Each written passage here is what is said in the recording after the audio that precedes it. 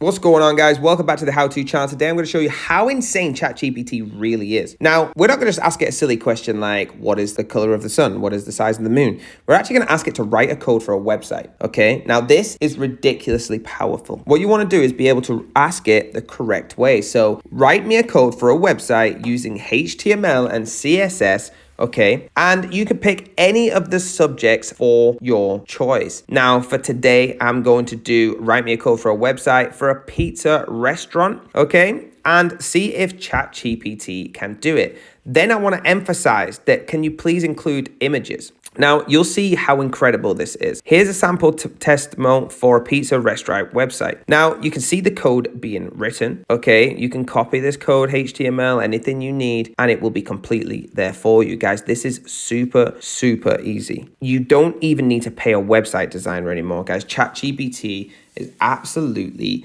changing the game. Now, please take note of this channel. And if you have enjoyed this, if you are getting use out of this, then fantastic. If you're not using it correctly. But what you need to do is like and follow for more of these how-to videos.